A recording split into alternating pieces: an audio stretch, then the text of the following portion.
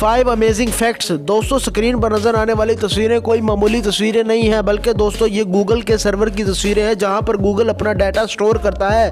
Fact number 2, दोस्तों daily की routine में हम अक्सर औकात ओके का वर्ड यूज़ करते हैं, मगर दोस्तों क्या आप लोगों ने कभी सोचा है कि ओके का मीनिंग क्या है? दोस्तों इसका मतलब ऑल करेक्ट है, ओके। फैक्ट नंबर 3, दोस्तों स्क्रीन पर नजर आने वाला परिंदा कोई मामूली परिंदा नहीं है, बल्कि दोस्तों ये बहुत ही ज़्यादा जहरीला परिंदा है। इसके काटने से इंसान को मौत भी वाक़या हो सकती है। इस परिंदे का नाम हुडिड पिटो है। दोस्तों फैक्ट नंबर 4, दोस्तों 1 से लेकर 10 तक गिनती में क्या आप लोग ये जानते हैं कि जितने भी काउंटिंग के दौरान लफ्ज़ आते हैं इन सब का उतने ही एंगल बनते हैं? जी दोस्तों आप देख सकते हैं कि 1 से लेकर 9 तक सब के एंगल उतने ही बनते हैं जितने के इनके मीनिंग है। जैसे 1 तो 1, 2 तो 2।